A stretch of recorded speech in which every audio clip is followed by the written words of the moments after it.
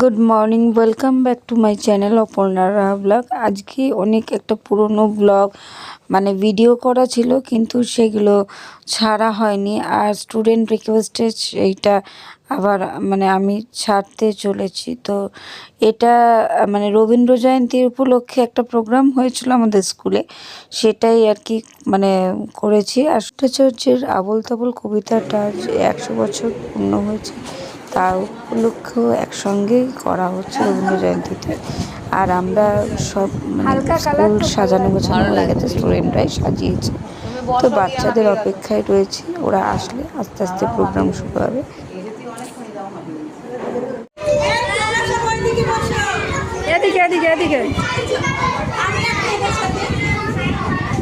Video করছি, video.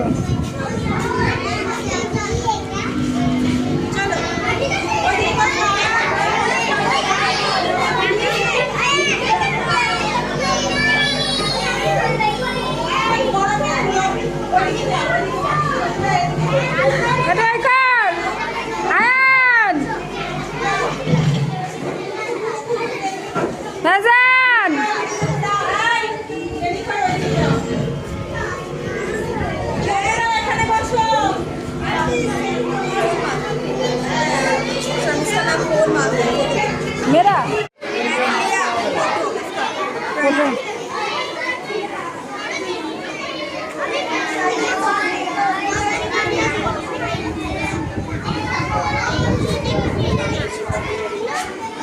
বসে যা, বসে যা।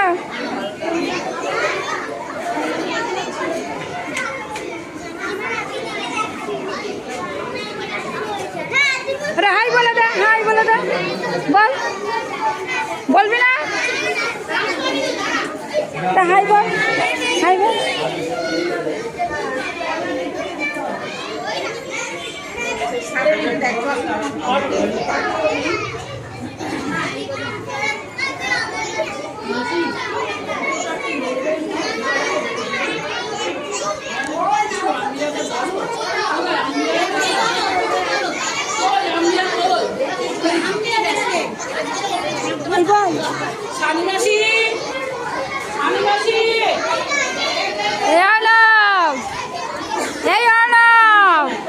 বদমাশি কেন করছিস?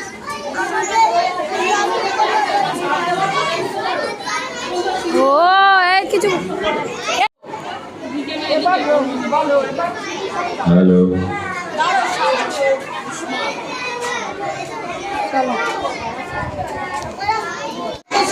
আজকের এই অনুষ্ঠান শুরু করছি। আজ আমরা বিদ্যালয় সবাই একসাথে মিলিত হয়েছি বিশ্বকবি রবীন্দ্রনাথ ঠাকুরের জন্মদিন পালন করতে। আবার অন্যদিকে আরো একজন বিখ্যাত কবি সুকুমার রায়ের লেখা আবোল তাবোলের ১০০তম জন্মদিন পালন করতে। প্রথমে আমরা কবিগুরুকে শ্রদ্ধা জানিয়ে এবং ওনার সম্বন্ধে কিছু কথা সবার সাথে ভাগ করে নিচ্ছি। কলিকাতার বিখ্যাত জোড়াসাঁকো ঠাকুর পরিবারে কবিগুরুর জন্ম হয়। পিতা ছিলেন মহর্ষি দেবেন্দ্রনাথ ঠাকুর, মাতা সারদা দেবী।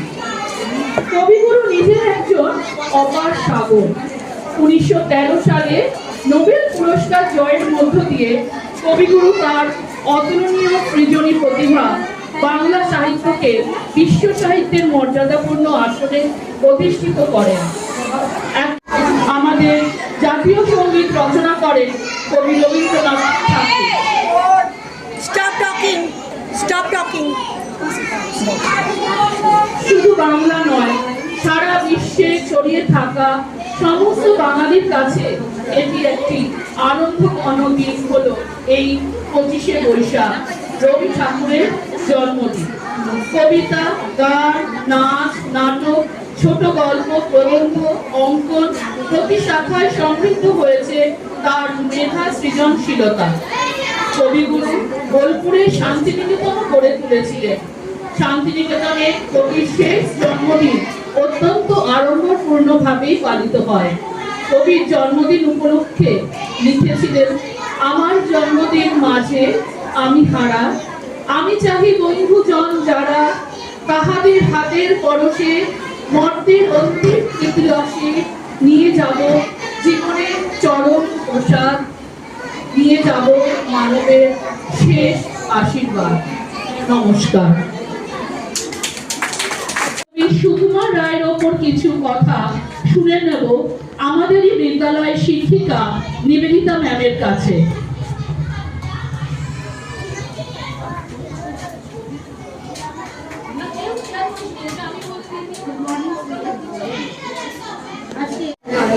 এবং নাচ সম্পর্কে তার বিভিন্ন সম্পর্কে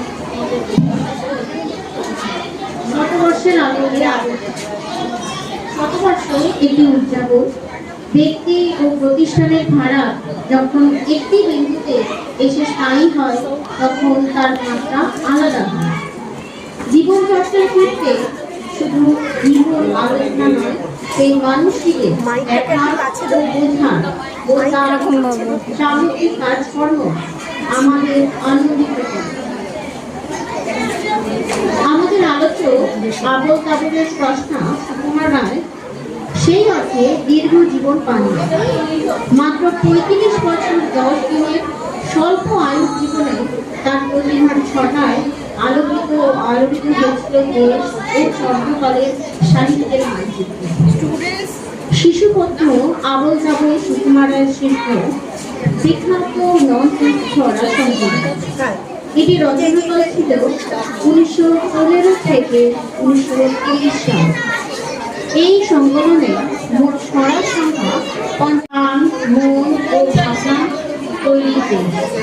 সুকুমার রায়ের এই আবল তাবল শিশু মনে নির্ভরতার বিশ্বাসের পাশাপাশি তাদের জিজ্ঞাসু অনেক কিছু জাগ্রত পূর্ণকথায় মেলা বেলতলায় যায় কবার ফল প্রমুখ ছড়াগুলিতে নাচ রসত্ব দ্রব্যমূল্য উচ্ছেদন। বিশিষ্ট কবি শঙ্করপুত্রের মন্তব্যকে শেষের কথা বলা যায় যে ছোটদের জন্য লেখা তাই খুব সত্যি আছে। লেখক যদি মনে করে চলতি সমাজের মূল্যগুলিকে ভাঙতে চান, ছোটদের মন থেকে সরিয়ে দিতে চান ভূত সংস্কৃতিগুলিকে, অনেক সময় তাকে খুঁজে নিতে হয় খেয়াল খুশির হাওয়ায় হাওয়ায় তিনি করতে পারেন সেই কাজ। এখানে রিম্পা ম্যামের মঞ্চে একটি সুন্দর কবিতা রবীন্দ্রনাথ ঠাকুরের আমরা তুলে নিয়েছি।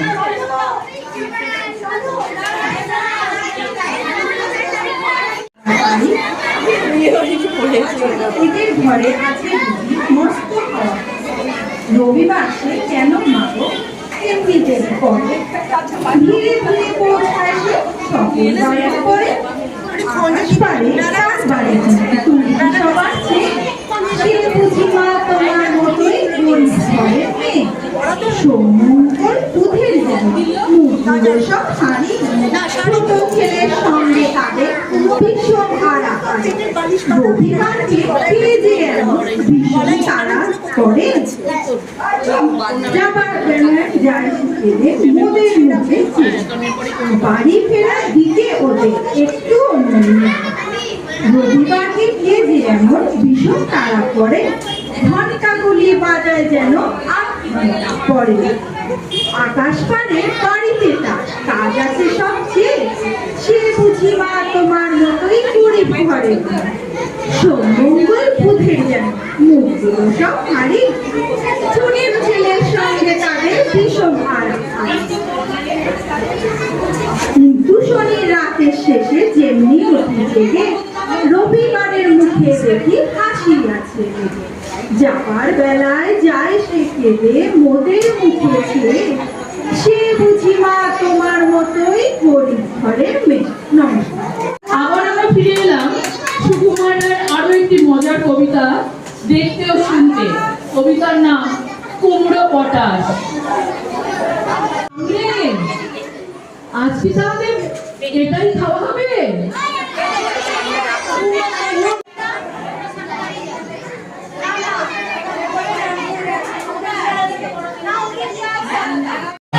আমার তৃতীয় শুভেচ্ছা জানাই আমার স্নেহের ছাত্রছাত্রীদের আমার ভালোবাসা জানিয়ে আজকে রবীন্দ্রনাথের যে কবি প্রণাম অনুষ্ঠানের দ্বিতীয় পর্বে আমি সামান্য কিছু বক্তব্য বলে এই অনুষ্ঠানকে আরেকটু দীর্ঘায়িত করবো না, অনেক ক্ষুদ্র বক্তব্য বলে যাতে শিক্ষক ছাত্রছাত্রীরা কিছু তথ্য নিজেদের মধ্যে আহরণ করতে পারে সে সম্পর্কে কিছু বলছি।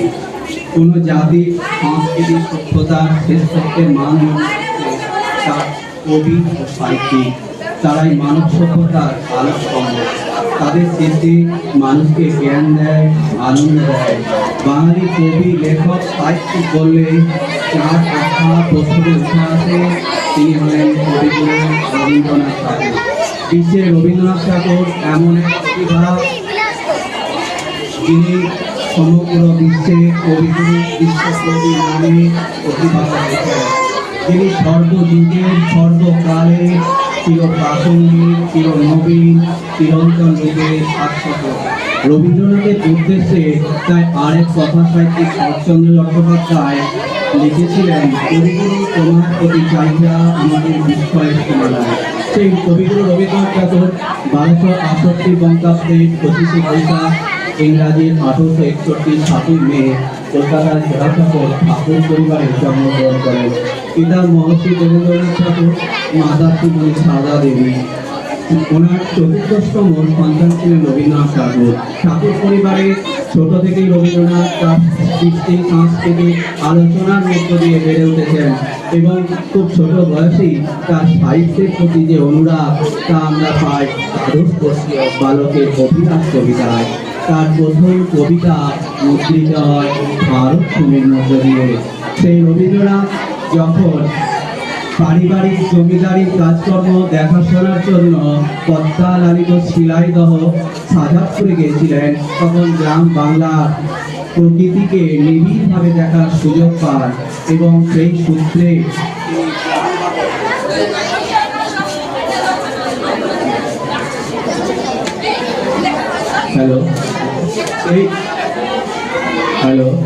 সেই সূত্রে তিনি তার কবিতা আঙ্গিকের মধ্যে সত্য সুন্দরের উপস্থাপন করেছেন। তিনি খণ্ড অখণ্ডের সীমার মধ্যে মেলবন্ধন ঘটিয়েছেন। তার প্রথম যৌবনের কয়েকটি বিখ্যাত কাব্যগ্রন্থ হল কবি কাহিনী, বনফুল, স্বপ্ন হৃদয়। এবং এই কবি যখন তার মুক্ত গগনে সাহিত্য রচনা করতে 48-এ 22শে শ্রাবণ কবি আমাদের ছেড়ে চলে যান। তাই এই কবির প্রতি আমার সশ্রদ্ধ প্রণাম জানিয়ে আমি আমার এই ক্ষুদ্র বক্তব্যটুকু শেষ করলাম। খুব সুন্দরভাবে আমাদের সুদর্শন স্যার রবীন্দ্রনাথ ঠাকুরের ওপর কিছু বলে গেলেন। ধন্যবাদ সুদর্শন স্যারকে। এরপর কবি সুকুমার রায়ের ওপর লেখা কিছু কথা বলবেন আমাদের স্কুলের শিক্ষিকা নিবেদিতা ম্যাডাম। সংস্কারগুলিকে অনেক সময় তাকে ফুটে নিতে হয় হাসির আহ্বানে। খেয়াল খুশির হালকা হওয়ায় তিনি ভীষণ ক্লান্ত। তখন কেমন লাগবে যদি নামে আমাদের মধ্যে। তাই স্কুলের শিক্ষিকারা গান গেয়ে বৃষ্টি নামানোর চেষ্টা করুন। গানটি পরিবেশন করে সম্পাদিত সুকুমার রায়ের একটি বিখ্যাত কবিতা ঠিকানা আমরা একটু আবৃত্তি করে শোনাচ্ছি। ভুল ত্রুটি একটু মার্জনা করে দেবেন না। আরে আরে জগমোহন, এসো এসো এসো। বলতে পারো কোথায় থাকে আদ্যনাথের এসো?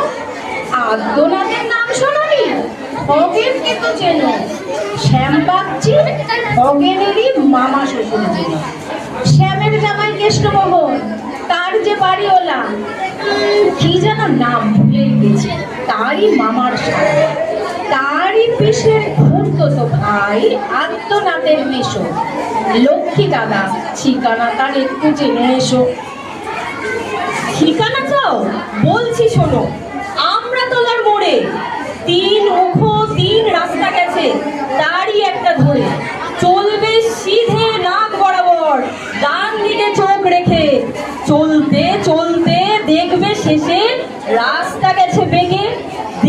সেথায় ডাইনে বায়ে পথ গিয়াছে কত, তারই ভেতর ঘুরবে খানি গোলক ধাঁধার মতো। তারপরেতে হঠাৎ বেঁকে ডাইনে মোচড় মেরে ফিরবে আবার বায়ের দিকে 3টে গলি ছেড়ে, তবেই আবার পড়বে সে আমরা তলার মোড়ে। তারপরে যাও যেথায় খুশি, জ্বালিও না গো মোড়ে।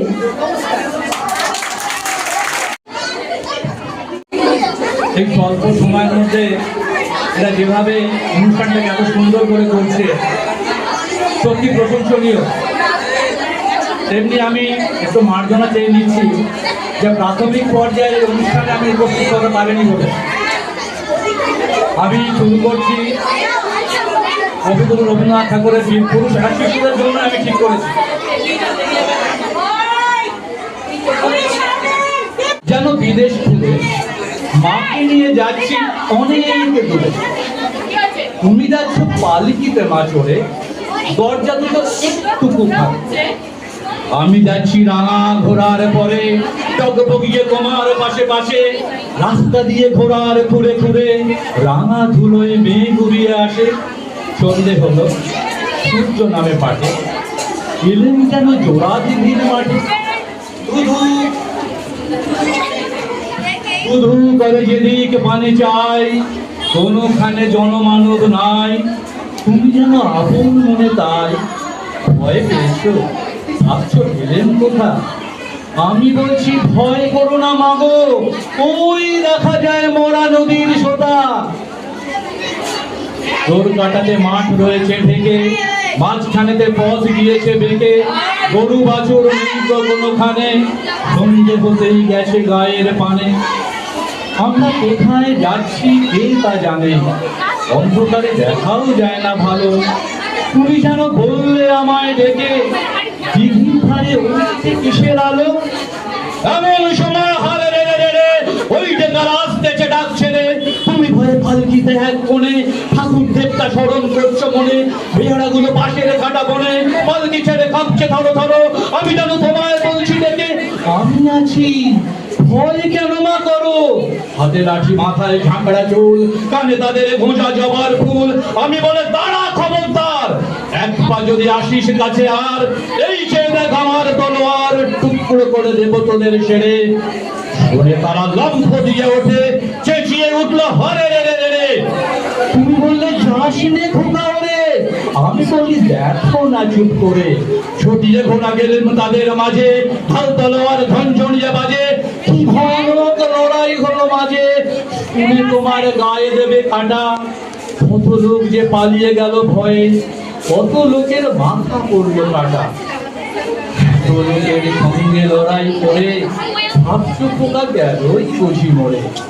আমি তখন রক্ত মেখে ঘেমে বলছি এসে, লড়াই গেছে থেমে।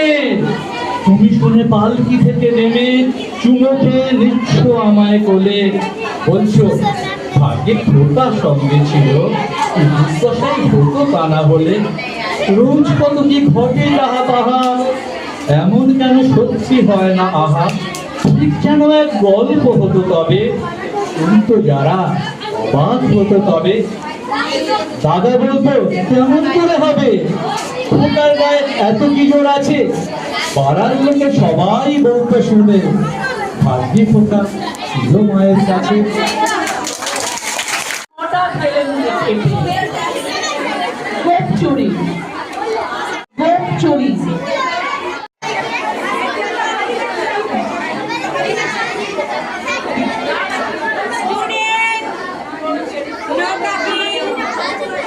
দেখছি আমার পিছনে কারা কারা বসেছে, কারা কারা কথা বলে যাচ্ছে, ঠিক আছে?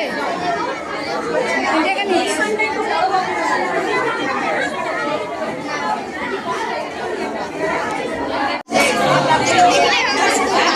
সেটা তৈরি হচ্ছে এখন। মাসি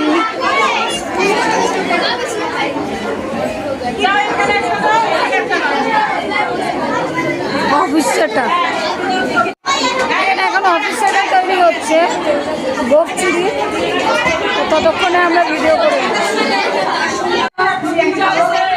ধন্যবাদ জানাবো। এত সুন্দর সুন্দর নাচ গান তারা শুনিয়েছে, নাটক শুনিয়েছে। তারপরে বিরিয়ানি দিয়ে বাড়ি যাবো।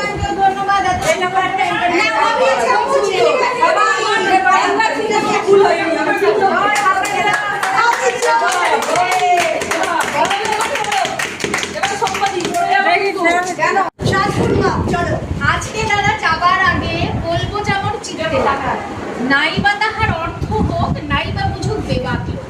আপনাকে আজ আপন হতে ভাসিয়ে দিলাম খেয়াল স্রোতে, ছুটলে কথা থামায় কি আজকে ঠেকায় আমায় কি। আজ আমাদের মনের মাঝে নায়িকা বাদক তবলা বাজে, রাম খটাখট ঘেঁচা ঘ্যাঁচ কথায় কাটে কথার কাজ।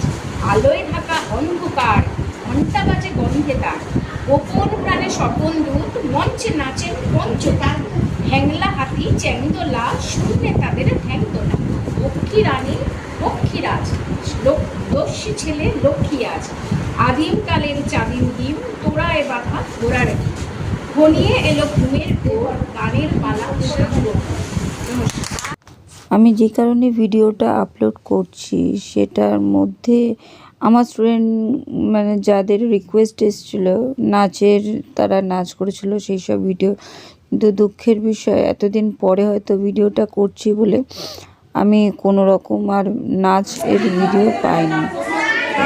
লাস্ট পর্যন্ত মানে আমরা প্রোগ্রাম শেষে বিরিয়ানি অ্যারেঞ্জ করেছিলাম, তো সেই বিরিয়ানি খাওয়া হচ্ছে, তারপর যে যার মতন বাড়ি। যদি ভিডিওটি ভালো লাগে লাইক শেয়ার সাবস্ক্রাইব কমেন্ট করে জানাবেন।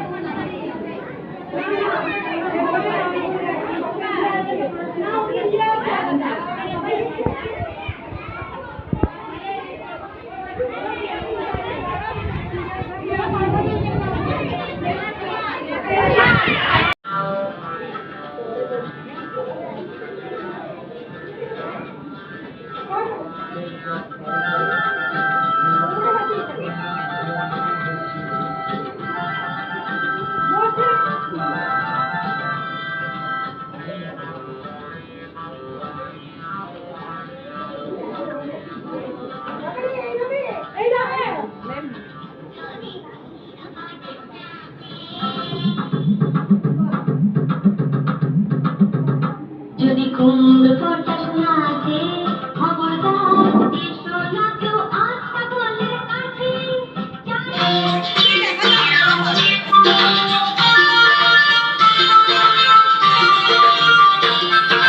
রামগরুরের ছানা হাসতে তাদের বানা, হাসির কথা শুনলে মনে আসবে না না।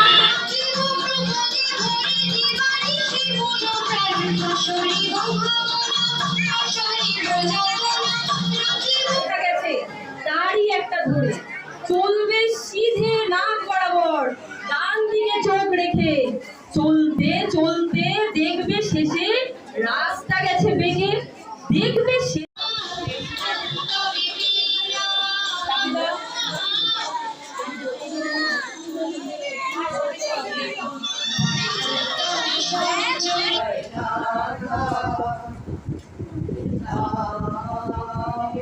আলোকেরই ঝর্ণা ধারায় ধুইয়ে দাও, যে জল আমার মাঝে জড়িয়ে আছে ঘুমের জালে।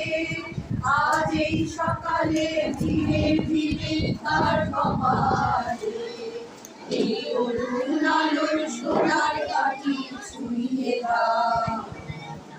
বিশ্ব হৃদয় হতে ধাওয়া আলোয় পাগল প্রভাত হাওয়া, সেই হাওয়াতে হৃদয় আমার আলোকেরই ঝর্ণা ধারায় ধুইয়ে দাও।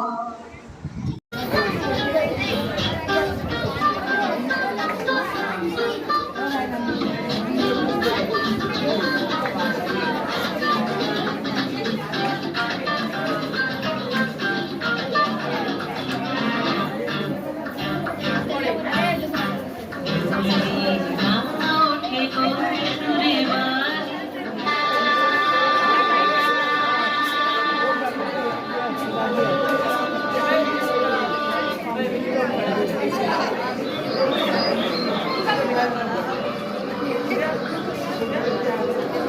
খুঁজে পেলাম ওস্তাদ মেয়ে, তোমার দেখি বিয়ে দিয়ে গঙ্গারামকে পাত্র পেলে, জানতে চাও সে কেমন ছেলে? বাহ! মন্দ নয়, সে পাত্র কালো, রং যদিও বেজায় কালো, তারপরে মুখের গঠন অনেকটা কি পেঁচার।